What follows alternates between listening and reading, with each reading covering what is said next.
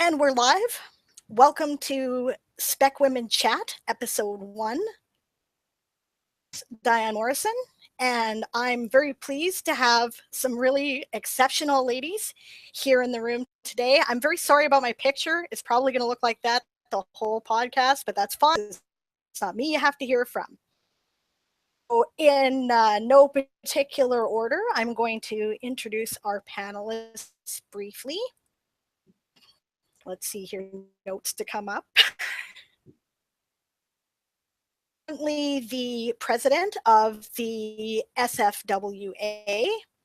Her name is Kat Rambo. She's been shortlisted for a whole whack of awards that are respected in the genre, including the Hugo and the Locus and a bunch of others.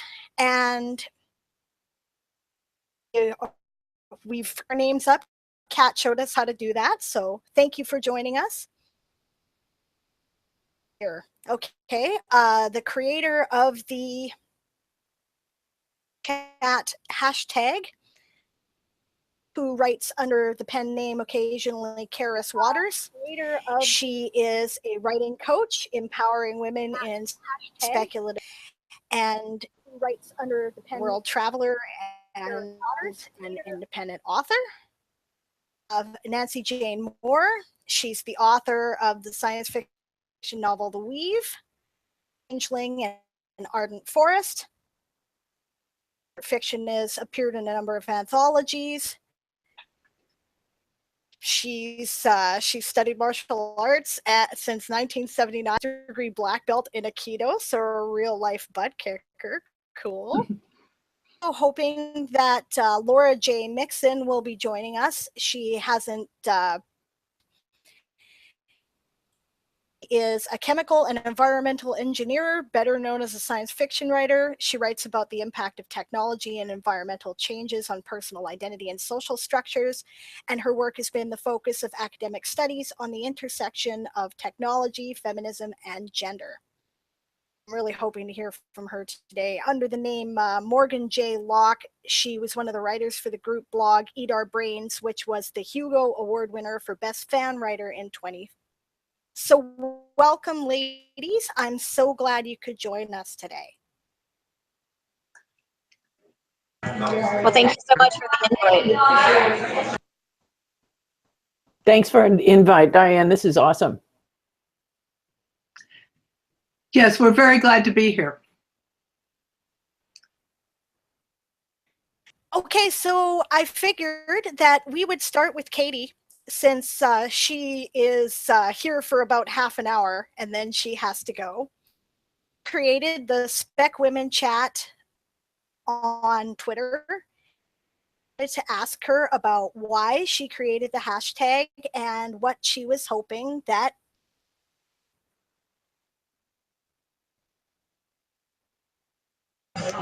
Sorry, you kind of cut out in the middle. Can you repeat the question, please? Sure, sorry about that. Of the hashtag SpecWomenChat on Twitter, and I consulted with her before for the use of the podcast title, and I would like to know why you created the hashtag that women fiction might get out of it. Yeah, so thanks so much for inviting me to come join. I'm thrilled to be here. I love speculative fiction and particularly empowering women who write speculative fiction in many different genres. As she mentioned, I'm a writing coach, and I also write and edit, professionally edit speculative fiction, and particularly specialize in working with women authors. So part of the reason why I created the SpecWomenChat hashtag, it actually came out of just my desire to connect with other women writing speculative fiction on Twitter, because I connected with a few, but just hadn't really managed to make a lot of connections. And so I actually posted to some of my different connections I already had, saying, you know, this is the kind of person that I would love to connect with. I'd love to connect with women who are writing speculative fiction and just be a part of that community. And so I asked for recommendations for people to follow and had an overwhelming, wonderful response from the fabulous Twitter writing community.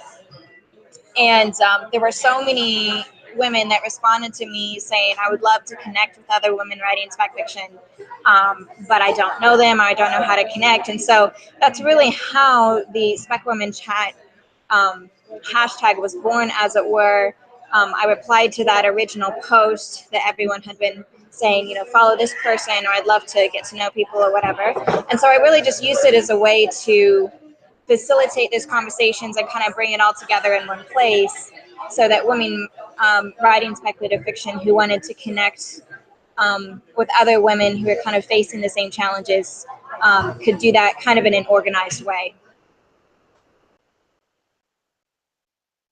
That's fantastic, because I've been getting a lot out of that myself. I don't know how long the hashtag had been running when I caught on to it finally, but there's a huge community of writers out there on Twitter, and Twitter might be a cesspool, but writer Twitter is awesome. It's very supportive, and I find it very helpful myself to discuss things about the issues that face us in particular, the writing process, our particular brand of crazy. For doing that, I've really been enjoying it. Yeah, it was quite funny actually, because for the longest time, like, I had just avoided Twitter because I was super intimidated by it and couldn't quite figure out how it worked. And then finally last year I was like, okay, I'm going to figure this out, right? And so slowly started doing that and asking questions, and found some of the writer hashtags, like the hashtag on the porch. They were fabulous, just being very welcoming. And so I was quite surprised actually to discover what a vibrant community there is for writers on Twitter. But I saw a bit of a lack, if you will, of a way to connect with other women writing spec fiction, since it seemed like most of them were writing contemporary or romance or historical fiction, or some of those genres, which I do enjoy, but are not really the ones that I wanted to focus on and particularly connect with. So, yeah. Fair enough. I've learned that there is an amazing number of women doing various genre fiction out there. If you've been wondering what happened to, say, all those little romances that used to exist, Silhouette and whatever, they all went independent, and they're all writing, and it's out there. I'm not a romance writer myself. Speculative fiction's always been my thing too, so I find this really cool recently, but still a speculative fiction romance. So then after that, we got into this wonderful Twitter conversation. It was just the coolest thing. And it started that with Tar on the tor.com website, and I will provide the link in the show notes and video description below when everything is said and done. From dark to dark, yes, women have always written space opera. Just read like the first paragraph or so that of what we're talking about. And Kat reposted this recently, and I'd already shared it to my blog, so then we got into a discussion about that and recommendations of women out there who write. So she writes, every year or two, an article about a genre that women have just now entered, which used to be the province of male writers. Form of science fiction. Lately it's been fantasy, especially epic fantasy, which strikes me with fierce irony because I remember when fantasy was pink and squishy and comfy and for girls. Theme space opera gets its regular turn in the barrel. He's written space opera. Ever heard of Lee Brackett? Andre Norton, surely. Remember them. And X chromosome carries magical powers of invisibility. Don't get the reviews. Critical attention. Just as not important. Erased. So that's where the conversation started. I would love to hear take ladies on, and if any of you have had experiences where you feel in the industry and about it, if anything, just to take the question, go for it. Yeah, I mean, it's an interesting question because I also am the managing editor for an indie publisher across our press. And so it's interesting going to conferences because we publish speculative fiction, but we also publish several other genres as well. And one of the interesting comments is people get quite excited about it, and a lot of women get very excited about it. But I mean, there's so many times when I also get this question of, you know, and they ask, you know, the stand-in question at a writing conference is, what do you write? And I write, well, I write steampunk and urban fantasy, and I just finished editing a space opera trilogy, and, you know, all this kind of thing. And then they start looking at you very strangely. And they're like, you know, you don't really look like the type of person who would write sci-fi, which I always find rather humorous. But, you know, which, okay, fair enough. There's a stereotype for a reason, but that doesn't mean that everyone who writes sci-fi fits the stereotype. But I mean, I think that there have always been women writers in science fiction, space opera of various types and genres. I think that because of the digital age, we have more opportunity to be more visible now, which I think is to our advantage, but also has maybe started raising these questions a little bit more because it is more visible, and so people are like, oh, this is a thing now, when actually it's been a thing. It's just a difference in the ability to be more visible, if that makes sense. But I mean, there is still, I think, I don't want to say a stigma per se, but there's a preconception of what women write and what type of person writes science fiction or fantasy or really any kind of speculative genre. I mean, I think maybe less so with some of like the urban fantasy, paranormal romance, some of those kind of things. It's not as surprising because of even dystopian, because of the popularity of some of those female writers. But specifically in like the science fiction, space opera, higher fantasy, those kind of things, there does kind of tend to be that preconception, I think. Well, one of the things for me has been that I very much wanted to write stories with women lead characters, women having the adventures, and for me that made space opera an ideal world to work in, because I got to, you know, you could work I could conceive of a future in which nobody asked why that woman got to be a warrior. She just got to be a warrior. So it really never occurred to me this was supposed to be a male genre. And in the end, when with my novel, I've published short fiction in a lot of different genres, but my novel came out from Aqueduct Press, which is a feminist press, because they recognize the idea of having a story with a female main character, and that's and the woman having the adventures. And to me, that's one of the key things. It's not just women authors, but it's women authors writing about real women doing. Space opera can be some of the things that space opera can be actually fairly real in terms of the way people interact. Obviously, we're making up a whole lot of other things in it. But to me, it's a perfect genre for writing feminist adventure stories, and that's why I ended up with not only that, but that's a lot of it. This is a topic that has been very near and dear to my heart since back in college days, when I hit a book by, in fact, one of the authors that we should be celebrating, Joanna Russ, called How to Suppress Women's Writing. And I heartily recommend this because I think to talk about kind of how women get erased, this is in fact a sort of handbook on sort of all the different ways it happens. Them get enacted over and over again. And I think one of the things that we have to do is to keep on passing word of the important names.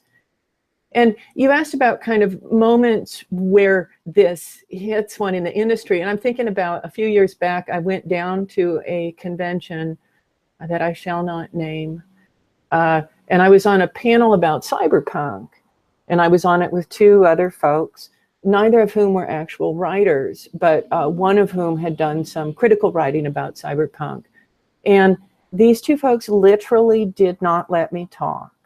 And as a writer, I am using the word literally correctly, as in every time I tried to speak, they spoke over me. And one of them was just perfectly oblivious to it. And the other one, about 5 minutes before the panel ended, turned to me and kind of laughed nervously and said, "Ha, I guess we didn't let you talk at all, did we?"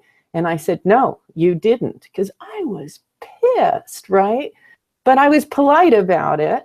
And afterwards, every single woman in the audience came up to me and was just like, "Oh my God," you know, and now I kind of wish I had made more of a fuss about it. But it's hard when you are trained to be polite and when in fact you are a junior writer and you don't want to be the person who's coming across as bitchy or strident or any of the other gendered terms that get applied to women.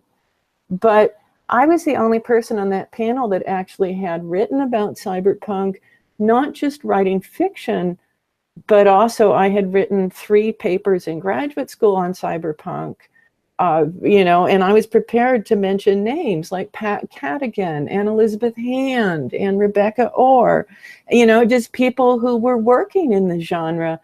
And I think that's important, is to not let our voices get silenced. And I, you know, again, I would do it differently if I were doing it again, but also to keep celebrating women. And so that was why I created the Twitter handle, because I was just like, well, how many of us are there? And can I do a Twitter list where I can go and look at it and be like, okay, what are the women in fantasy and science fiction? Not just the writers, but the editors and the publishers, because editors have a very strong tradition in fantasy and science fiction. How do we keep their names alive? Well, this is one way. So. Yeah, and I think that's a great point as well, because and that's why I love what you're doing here, Diane, because I think such an important part of it is just having that visibility factor that comes from supporting each other and from, you know, have you read this author? She's a fabulous, you know, one of the books that I just finished, we just finished doing the trilogy. I was the editor on all 3 of them. It's a female author. Her name is A.C. Williams, and she wrote a space opera trilogy called the Destiny Trilogy. And it was really interesting talking to her, because I've gone to several conferences with her and stuff. And you know, and again, so many people would say, you know, "Oh, what do you write?" You know, and she wrote a romantic comedy, and so like, "Oh yeah, okay," you know, they expect that. She's a very funny person, and she's like, "Oh, and then I also wrote this epic space opera trilogy, and you know, I'm working on the follow-up trilogy," and they just kind of look at her like there's this collective gasp, right? But I love when we can talk and share about each other's stories, because I think part of the issue that we run into is not so much that people are not they're not so much resistant to the idea as they're just not aware that such a thing exists. At least that's been my experience. It's like, you know, did you know that, you know, they're like, "Oh yeah, I'd love to read some fantasy, you know, other than kind of the big names, well-known ones, by an indie author who's, you know, a woman." And I was like, okay, well, here, I can give you this long list of names of clients that I've worked with or books that I've read, you know, and kind of go from there. And just talking about it in that sense as well, I think is beneficial. Kind of another thought, somewhat related to this as well, is just really continually seeking to improve our craft. And anyone who knows me knows that I'm huge on craft, and story and character depth, and because I think there's a place to speak up and to say, you know, you need to pay attention to this and not ignore this. But I also think that if there is a preconceived idea that, you know, women can't write space opera as well as men or whatever, I've personally found that there's more value in saying, giving a book to someone and then coming back to you and saying, wow, this was a spectacular series and the world building was fantastic and all of that. And then you say, oh yes, you know, my friend Amy wrote it and she's fabulous, right? Because then it's like you've allowed the fiction to overcome any barriers that there might be and to be able to then create that shift in perception, if that makes sense. And then they can kind of realize that for themselves. It's like, oh, okay, there actually was a misconception there. There's so much in what you ladies have said so far that I'd love to address. There's like a conversation in all that. Okay, I'll start with my own big marginalized experience, right? Okay, aside from the fact that I was always the one girl in the group full of guys playing dungeon and all of that sort of thing, right? I sat down for my first ever National Novel Writing Month, and I said, I'm writing a fantasy space opera. One of the people in my group, a gentleman, said, I'm glad you're writing fantasy. Women can't write science fiction. And I was like, okay, Lois McMaster Bujold, you know, and on, right? But I've had that experience being interrupted. Women are, I think, something like 5 times more likely to be interrupted than men are when we are speaking. Trying not to allow this to happen to me anymore. This is a conscious decision I've made. I'm interrupting and saying, excuse me, I was talking in my best mom voice. And often that works. So I don't know. I'm trying it. We'll see how it goes. It seems to be working at home. Women in stories, women in adventure stories. I remember as 8, I think, when I first picked up The Hero in the Crown. And enamored. I was like, yes, this is what I want to be like. This is me. If it were a story, you know, I was like, you know, because I was always the kid that, you know, spoke up, couldn't keep my mouth shut, you know, and I thought, yeah, okay, where she was coming from. And I was so delighted that there was this action hero who was a girl. It's much more common nowadays, I think. And we have this industry of young adult science fiction, and dystopia in particular has taken off, and we're there. You know, and this wasn't that long ago. I'm only 40 something, right? So in the 80s, you had your science fiction and you had your adult fiction, and that was your option, right? So I quickly graduated into McCaffrey and all these other great talented women because of kids literature. Okay, so there's that. And also talking about not being heard, not being seen. A bunch of studies recently, and I will try to find some of those links and put them in the description. Here's what it comes down to. As far as these studies can tell, give a damn the author of a book is here. But the industry thinks that they do. Much more likely to market anything written by a woman with the pink and glitter treatment, as I like to call it, and they don't take it seriously. They don't give it as many reviews. Women, especially if they're going to write adventure fiction, to write using their initials. It's less likely that they will be used. Andre Norton legally changed her name. Now, this is back when, of course. And James Tiptree Jr., of course, is the pen name of, get her last name, Alice but it was Alice her Sheldon. pen name, right? Yes. Right? Who, because they wouldn't have taken them seriously in the genre otherwise. Lingering effect of this that has gone on.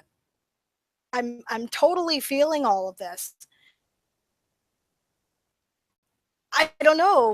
What do you guys think about it? Obviously, we're taking steps already. Katie's created this hashtag. We're connecting with people. Kat has her list. By the way, that's easy to find. You want that list? You just go to @CatRambo. That is her Twitter handle, and you will see lists. And you go to the thing that says lists, and it's there. Recommend that to everybody. I'll probably include that as a link as well. Question? One of the things that gives me hope that we can preserve a lot of this history is the rise of independent publishing. Because as you said, right, when readers don't care about who the author is, they care about, you know, is this a book that I'm going to read and I'm going to enjoy it, I'm going to be able to find more by it. The fact that it allows a lot of people to go back and publish their backlist. People like Kate Wilhelm, people like Vonda McIntyre, people like Catherine Acero, Pat Cadigan, and, you know, just a ton of folks, right? So one of the things that is important is not to let those voices get lost. There is a wonderful book by Dale Spender called Man-Made Language that talks about a lot of gendered implications of conversation. But Dale Spender also put together a wonderful book called Mothers of the Novel that went back and looked at the earliest days of the novel and showed that actually at the rise of the English novel, there were more women writing than men. And in fact, it was an incredibly popular form. There were women supporting themselves, and they've been sort of erased in a way that Joanna Russ would be super familiar with. It would be lovely to see feminist presses continuing to republish, you know, to find stuff that is sort of lost, that you can only discover in used bookstores in obscure corners, right? It would be lovely to have someone republishing that. That's what I would subscribe to, such a press. Someone please start it. Nancy, are you going to start it? No, well, I already sort of started it, except it's not precisely a feminist press, and that's Bookview Cafe, which was in fact started by a group of women there was an email, one of those old Yahoo lists of science fiction, women science fiction and fantasy writers. And somebody, I think it was Sarah Zettel, said, you know, I'm thinking about putting some of my backlist out on ebook, because at that time, this was in 2008, at that time, a whole lot of people had contracts where they published the print rights, but they never sold the e-rights, because when they sold the book, the e-rights didn't exist. So we started, somebody said, anyway, Sarah says, oh, I want to publish my backlist. And somebody else says, gee, I'd like to do that too. And all of a sudden it's like, oh, let's put on a show. And we ended up with this group, and we started out trying to figure out what we were doing. It started out publishing ebooks. Now a lot of times we're publishing print versions as well. Vonda McIntyre's entire backlist is on there in ebook. Judith Tarr's got a whole backlist on there, plus Judith Tarr's recent space opera, which is fabulous, fabulous, fabulous. You know, you've been reading Judith on the history of space opera. Go read her space opera. She's a great writer. Linda Nagata's on there writing military science fiction. And eventually some guys came along and joined us, and they were in general the kind of guys who work well with others. I mean, that's the core. Bookview Cafe is a co-op. The core is people who work well with others. And we edit for each other. We do a lot of proofreading for each other. We format books for each other. It's still a complicated process. We're not perfect, but we got a lot of books out there, and a lot of them by people that you've heard of. Ursula Le Guin is one of our members. She's doing that to be kind to us. You know, Ursula does not need an independent publisher. She can do just fine without one, but she's always been, and I think this is an important thing and maybe historically about some of the women's science fiction, Ursula has always been very supportive of things that have come along. And a lot of the other, I mean, Vonda McIntyre also is another good example of somebody who's always supportive of new writers, supportive of other people, and particularly supportive of women's efforts. So it's not like it's anything new. Social media makes it easy for us to find each other, but it's been there. And I guess I would put in a plug while I'm thinking about it for WisCon, which gets more and more complex every year. But WisCon opened at the point when I started going to WisCon, which is kind of 15, 20 years ago now. That's where if you wanted to find all the books that women were writing, that's where you went, because they'd be there, or Room of One's Own bookstore would have them, the dealer's room would have them, you'd meet the people, and then social media now is another place to find it, but at the time there was not. Conventions putting people out there. WisCon is doing, I think, an exceptionally good job at this point of making sure you find writers of color. They've had any number of people, Andrea Hairston, Nisi Shaw. I'm going to start blanking on names, but those two, just as starters, any number of people as guests of honor. They've become very visible. And while a bunch of other conventions have said, oh, gee, it's a shame, we can't seem to get any Black people to our convention. At WisCon, there's a really major presence now, an African-American presence at WisCon, and other cultures coming. It's getting to be more and more diverse in that way. It's been sticky at points because it's hard for people to deal with those things. But I find, I have to say, an awful lot of the science fiction I've read in recent years has been by African-American writers, particularly by women. Pretty much all of what I read is by women, except for a few exceptional men whose work I happen to like Stan Robinson or Chip Delaney. Chip hasn't written any new science fiction lately, so it's out there, and just the old systems and the new systems. But I'm with Kat. We need more presses. I mean, Aqueduct Press is lovely, but it can't be the only feminist press out there in science fiction. Or the small presses are doing so much more interesting work in general than the major ones. Not always. I mean, there's obvious exceptions, but the small presses, that's what small presses have always done, is open the door for new things. And these days, I think it's doing even more, as well as the independent people.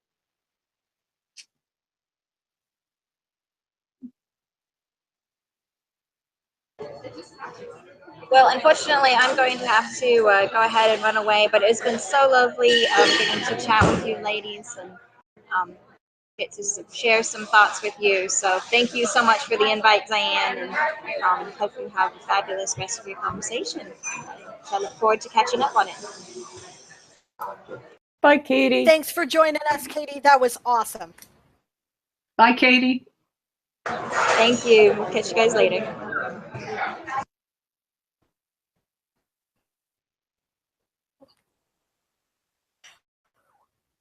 Mentioned a lot of great resources there. Ken, before we say goodbye today, please put them in the group chat that we've got running, and then I can put the links in the notes and show notes later on wherever the podcast ends up, because I don't want people to miss these opportunities.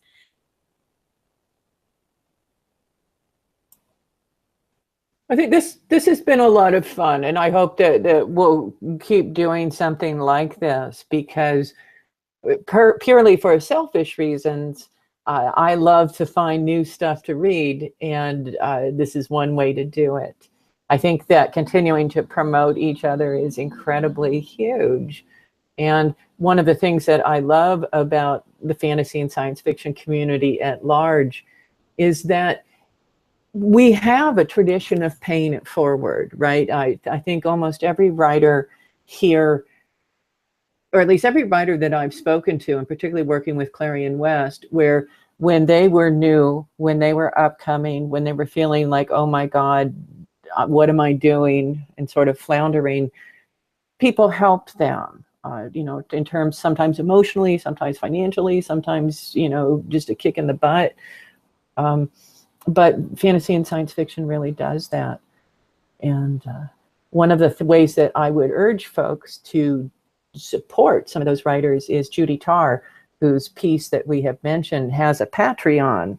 And if you go and subscribe to her Patreon, you get some insight on Judy's writing. And I want to say she's one of my favorite writers. So I've always been really pleased to reconnect with her. And if you look on Patreon, we should probably do a list that's like all the female writers on Patreon. And I say that purely selfishly because I have one. So in the interest of full disclosure, but On too. there we go. See that? We should definitely share that. I agree completely. It's true. Well, I mean, one of the things that we're finding is, you know, it's often women who are at the cutting edge of things, and it's simply because we are the ones who are often the innovators who have to make do with a lemon and a piece of salt, or, you know, a piece of cardboard and a crying child, or, you know, just any sort of situation. We're the people who gimmick things often. We are the unacknowledged MacGyvers of the world, sometimes emotionally, sometimes physically, sometimes psychologically. Yeah, that's an point there. No, I really relate to that, right? We've had a conversation in my early 40s, in my career. I did the whole care dilemma thing first. Made sure I had a job that paid for their food. When the last one moved out, I turned their room into this. This is my office. And and that was it, right? Have that story start later, because who end up doing the caregiving when caregiving is required. But it's something that, and I think that it's only fair to take into consideration. Frustrated because there's so much out there, authors, you know, urging young authors. And I am not a young author. I am a starting author. Out there for middle-aged women, I don't see it. I would like to put it out there that maybe there should be something. If people are going to do grants, you know, middle-aged women could use that money too. So actually, the Speculative Literature Foundation has one for writers who are sort of older and coming back. And I think, I don't know, do you remember, Nancy? It's like the details are like you have to be over 40 or 45, maybe. It's you know, I think it's at least over 40. Okay, I'm not sure. I've never played it because it's fairly small. It's like, I think it's like $750 or something for like you had a research project of some kind. But I'm certainly over 40. 50. In fact, It's I'm only over that too. Well, yeah. But go ahead. I was just in fact going to say I've been, you know, the other end of the caretaking thing that hits women, which is the care of elderly parents, and I've also been through that. And I know a lot of people find themselves just about the time they get the kids out of the house, all of a sudden they've got to take care of mom or dad, and I didn't realize when I was doing that, because I was working a day job and I had my father eventually in a nursing home because he had Alzheimer's. I didn't realize how much it was taking out of me until after he passed. And then I realized, my God, you know, I've been sort of exhausted with this, and it has affected what else I'm doing. I mean, there are things you can't do at the same time. And one of them is serious caretaking. Well, and that's important because women are by kind of socially conditioned to be the people who do it at the expense of everything else, right? Women are twice as likely to drop away from work in order to take care of an older parent. And I can say with my older parents, you know, both of my brothers, and I love them very much and I still appreciate them, but, you know, there's sort of that sort of graceful step backwards where you're like, you're it, that can sort of be disconcerting, but it seems to be. I just want to kind of stress the gendered nature of stuff, because I think women writers do face a lot of stuff. I don't know. It's like that Ms. Magazine essay, What I Really Want is a Wife, which came out in the 70s. And somebody pointed me at it recently. And is that sort of like who wouldn't want a wife? You know, she'd do this and this and this. And you're just like, yes. And, you know, I appreciate my spouse. I love my spouse very much. But I know that I have whole bunch of male colleagues whose wives or girlfriends have devoted their lives to being that person's publicist / editor / secretary. And I'm not aware of any woman except for women in same-sex relationships that have a similar thing. In fact, I can think of one friend whose husband has literally never read one of her several dozen books. And I think, you know, is it gendered? Yeah, hell yeah. Sorry, I'll hop off my soapbox now. Having my experience of that was very young and had nothing to do with writing. But when I was in law school and putting myself through school, I mean, my parents were helping where they could, but they were broke at the time too. And watching all these wives put their husbands through law school. And I really started to hate those guys. I really did, because they did not have to worry about everything that I had to worry about. And that comes along. And I've been basically independent my whole life, take care of myself, and I didn't have children. So I haven't had that until I was helping, but basically it was just me and my sister. I do not have any brothers who were falling down the job. My sister and I were taking care of my father, and thank God for my sister, who came in and made all the hard decisions when we had to make hard decisions, because that was difficult for me. But it is gendered. It's going to be gendered until we stand up for ourselves more and more. And obviously we don't want to be abandoning people that we care about to stand up for ourselves. I think that's part of the problem. You don't want to abandon the person that needs you. But it is gendered, and it is a problem. And I also know women whose husbands never read anything they write. Fortunately, my significant other does read what I write and has a tendency to find the holes in it, which is sometimes very annoying, but also very valuable.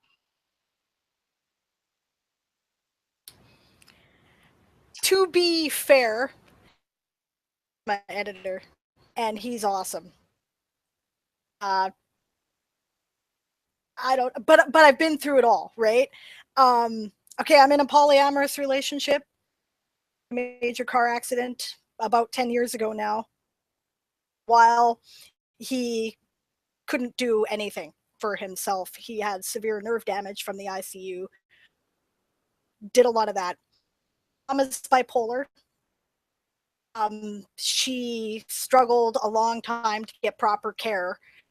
Did. By that time, she'd been hospitalized twice. And I often find myself in a situation where I have to, as her advocate, and you know, I don't mind. I feel this, you know, the care dilemma very much. I've had a lot of that in my, and I find it weird, right? Because like you say, it is gendered. Not good at this, right? This is not something that comes naturally to me. I've always been leading the charge. Stuff I really have to work at. I feel that I'm good at, like, I'm good at the proverbial kick in the pants, but I'm not good at the proverbial, you know, hold you while you cry. And maybe it's a good lesson for me, you know, but does tend to naturally fall on us. I don't want to abandon it because the need is there, but it would be nice if more guys did step up some of that responsibility. I think we're going to see it more and more. I think we already are. You're right. I don't really know where I was going with that. Well, it's something that I think as we see roles shifting, you're going to see more and more of it. But it's very interesting to me. Like, I have a friend who is a male writer who's a stay-at-home husband, and he's raising the 2 kids, and he talks about going to the park with his kids and feeling creepy, and feeling like he can't talk to the other parents because they're all mothers, and he's kind of like the guy, and I think that's crappy, right? I mean, I think that whenever you've got these very cookie cutter roles, everybody, men, women, and people who don't identify as either, right? I mean, one of the things that's really interesting to me about this decade is we're seeing gender splintering, I think, in a way that 30 years ago, people other than me probably could have predicted, but I grew up in small town Indiana, and I could not have. And I think that's wonderful. I mean, I love seeing all the kind of fierce young folk who are, I think, challenging these roles. And I'm really curious to see what will happen.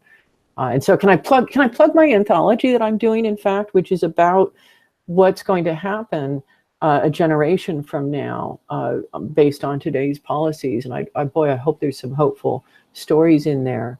But if people are interested, I hope you'll go to Parvus Press, Parbus Press, and look at the guidelines. Yes, plug your anthology. Plug all your stuff. Plug all the stuff.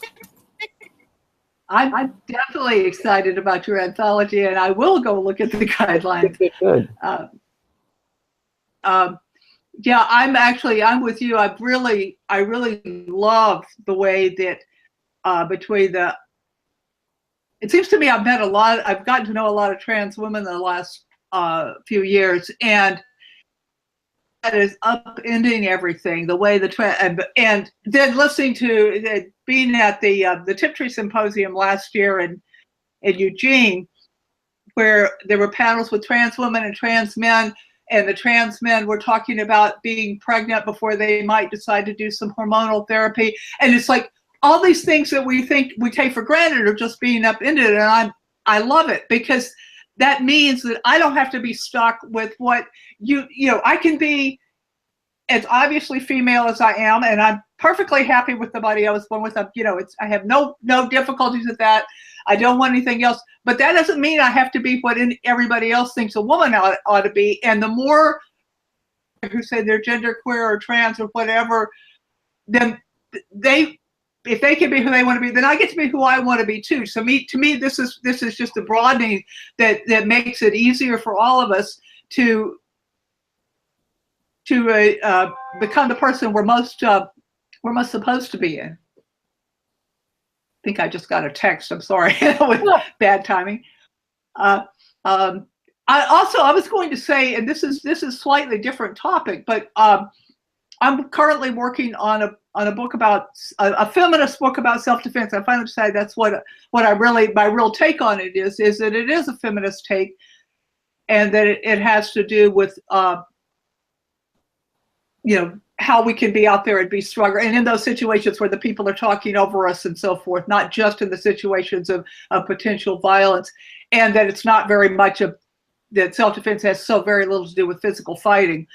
So that's something I'm working on. So, what I'm finding is at the same time I'm working on a novel, and I realize that the underlying principles are the same in both books. So, and it's very much, oh yeah, women can do all these things, and don't even pretend that we can't.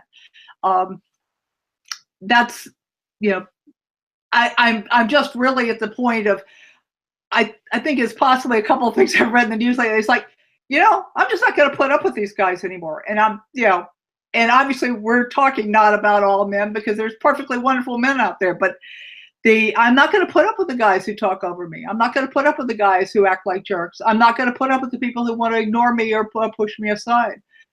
And it's the attitude that I bring to it. And that partly comes from the martial arts, and it partly comes from, I'm just pissed off and I'm just not willing to be pushed over. And one more thing that comes out of that I've also recently become very aware of. When I was young, and starting out, and I went to law school, which was very male at the time, and I've trained in martial arts, and I've even at the time when I was teaching a club at the University of Maryland, I've never trained in a place where there weren't more men than women, even when I was the teacher. And I realized I spent a lot of my life trying to impress men, so they let me into the club. And at this point in my life, I really don't care about impressing men that much. I really want to impress women. There's so many women out there who just I admire, who I respect. I want to impress them. I want them to read my books. I want them to want to read my books. So I feel like my life is coming to the science fictional end, and the rest of the ends are all coming together in one piece at this point.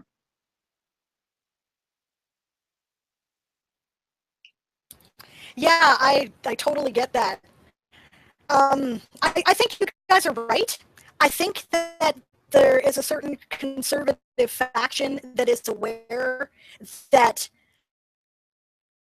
the debates and the controversy that centers around people is the battleground right now that is breaking all the molds. And I don't think they like it, which is why they're so about it.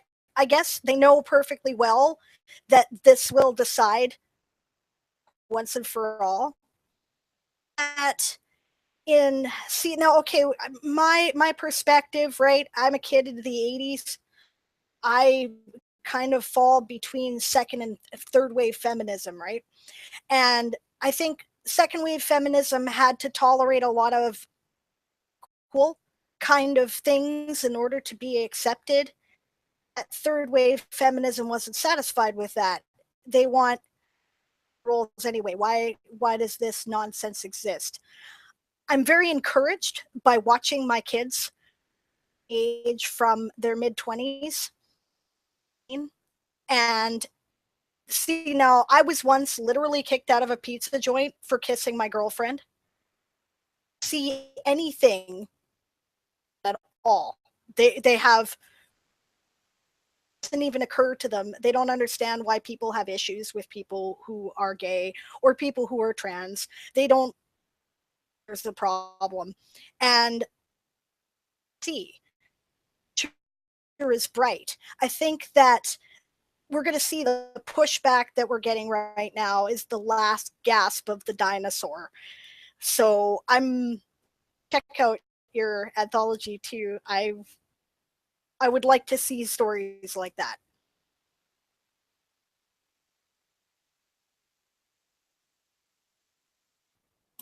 Actually, this brings up another topic, and I wanted to address this one to Kat in particular, but Nancy throw in too, right? I've noticed that in recent years, it looks like, I don't know, the bigger awards, the Nebulas, obviously I'm talking about in particular since you are the SFWA president, right, are looking more towards women and other marginalized groups.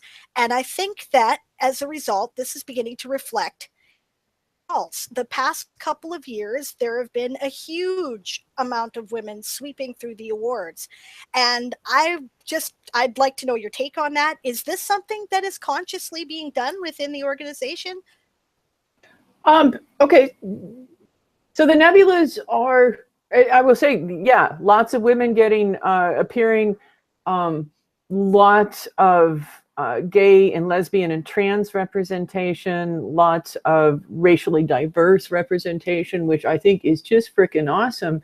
I would love to be able to claim credit for that, but the fact of the matter is that those are chosen by SFWA members. Then that we've got, hundreds of people voting. Things that I have done to try to drive voting patterns upward include taking the recommended reading list and making it not just available to members, but publicly facing, so people had a reason to stick their reading up there.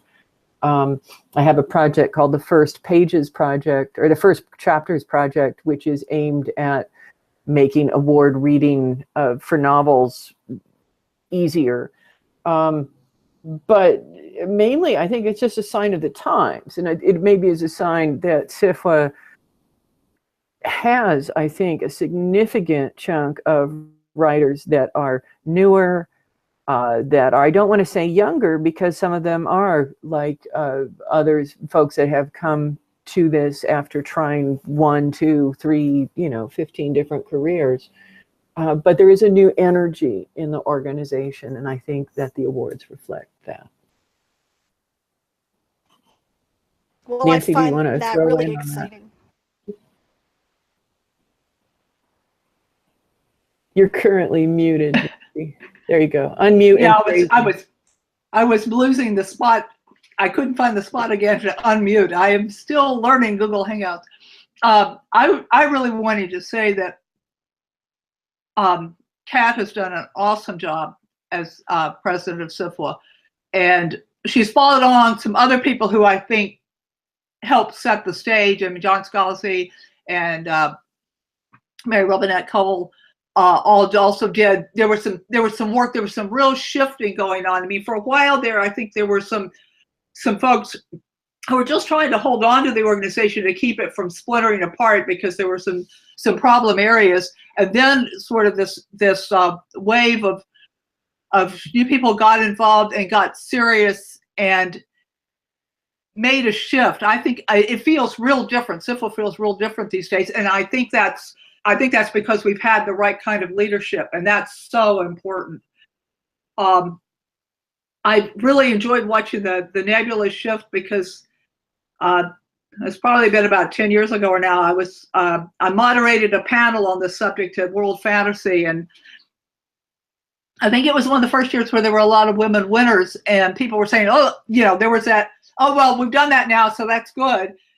And somebody fortunately had come up with the list as to how that reflected to the past.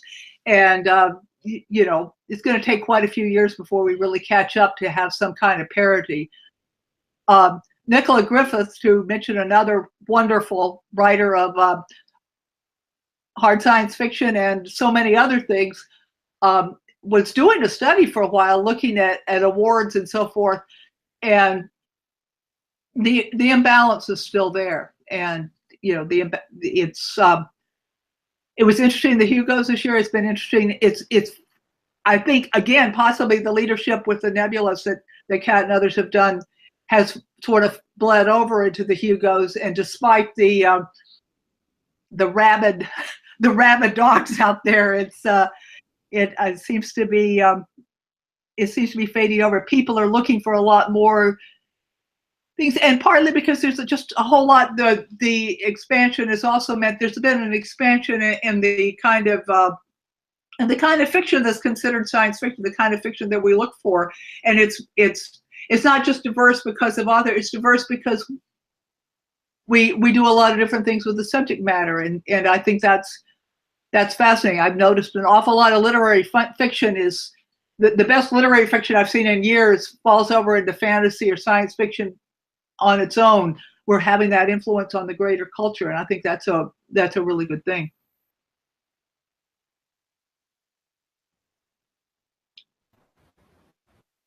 Yeah, I wouldn't disagree with that. I think that is a really good thing.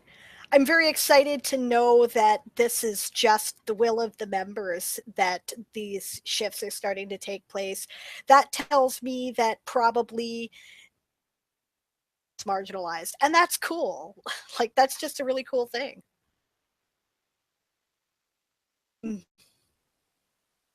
I don't know. I think I've run out of the talking points that I originally had laid out. Ladies, have anything in particular you want to add, or do you have you would like to recommend?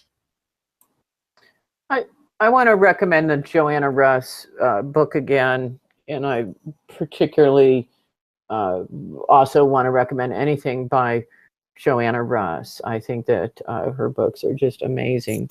I also want to point folks towards Christine Rush has a project, website that is celebrating women in science fiction. And of course, Chris is not just a writer, but very significant as an editor of the magazine of fantasy and science fiction.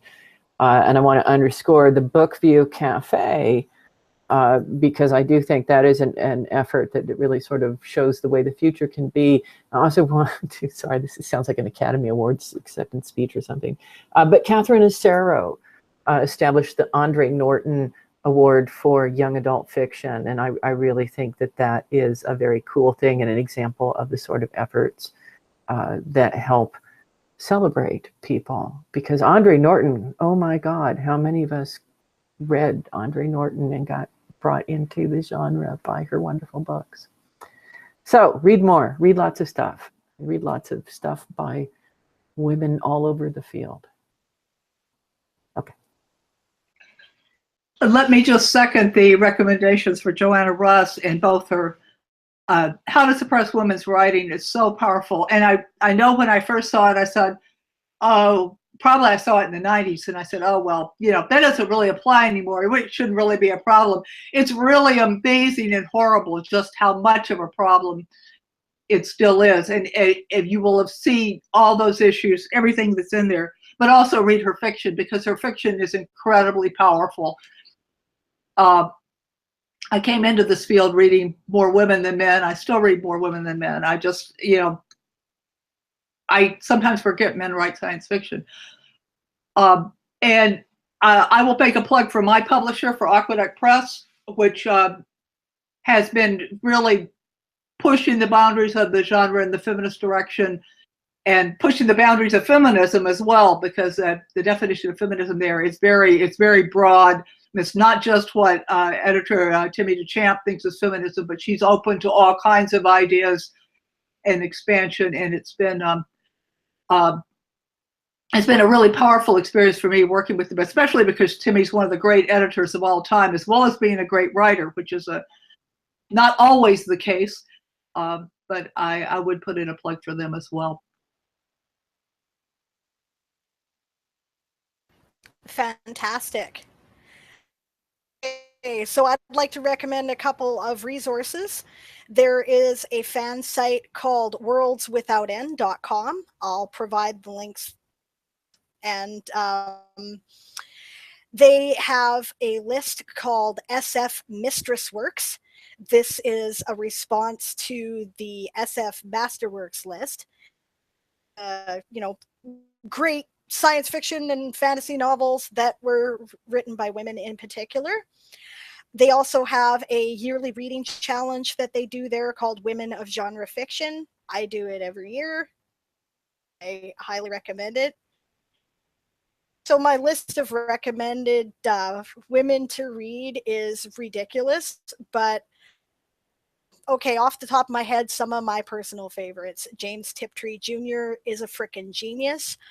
Andre Norton, of course, we've mentioned her several times. Yeah, I was one of those who was dragged into the genre by her wonderful books too. Anne McCaffrey, of course. C.J. Cherry. And you know, I bring these up, need to bring these people up. You should know who these people are, right? But recently I worked at a bookstore, and I was, how many times I had to point them out. People didn't know who they were, and I had to tell them. And that's depressing, right? It's part of that forgotten. Ursula Le Guin obviously is a genius. I'm so glad she's involved in the project collective group. That's fantastic of her, and you know, I want to be her when I grow up. So and okay, I'm a big fan of the Vorkosigan Saga by Lois McMaster Bujold, and if you have any issues with the idea that women cannot write science fiction books, and you also read Elizabeth Moon, because she was a United States Marine, and if she doesn't know how to write military fiction, then I don't know. I mean, there's so many good writers out there, so check it out.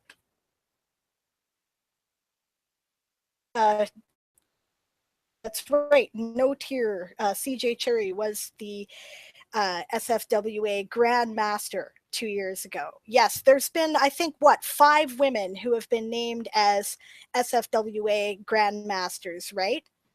Yes. And so can I tell a cherry anecdote to close us off? Because I think this is funny. Uh, Yes, I please. one I of would the love to hear this. one of the great pleasures of being SFWA president is that you get to call the person, or let the people know that they are the SFWA grandmaster.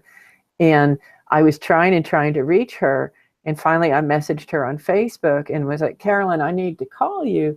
And her first reaction was, Dear Kat, I do not have time to volunteer for SFWA. And I was like, no, it's a good reason. And she said when I called her, and she was perfectly delighted and sort of wonderfully surprised, but she said she had done a database for SFWA several decades before, and her first thought was that something had gone wrong with the database, and I was calling her in true SFWA fashion, trying to get her to troubleshoot it. So that's another thing I want to point out, is women volunteering is one of the reasons that a lot of this stuff gets done. So if you're a SFWA member, come volunteer for me. I'll have good use for you. All right. Okay, now I'm going to shut up, Diane. We should probably close off because we've been going for over an hour. That's true. Well, thank you both so much for joining me. And I'm sorry we didn't get to talk to Laura Mixon today. I hope she'll join us on a future podcast.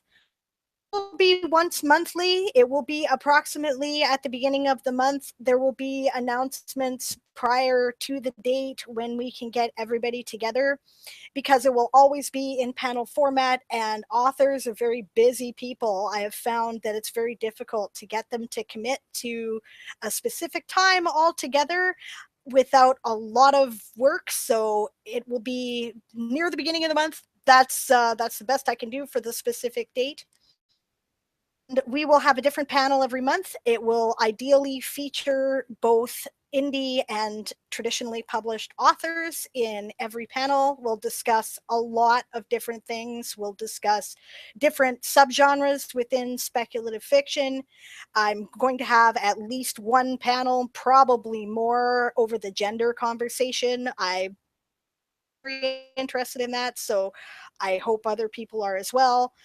I would like to feature a panel of, and if they have specific concerns, I know there's a lot of whitewashing that goes on. I heard a horrible story about the cover of Binti before it was published, that, it just still goes on, but it does.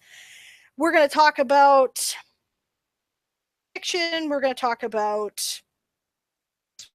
to compare and contrast the differences between independent, small press, and large press publishing, and a whole lot more. So I hope that you'll stick with us. Try to have all those links below. And ladies, you have anything you want to say before we sign off? Just thanks for having us. That's it. Thanks a lot. It's been a lot of fun. Well, it's been a real honor talking to you both. Again, I hope to have you back sometime. See you again.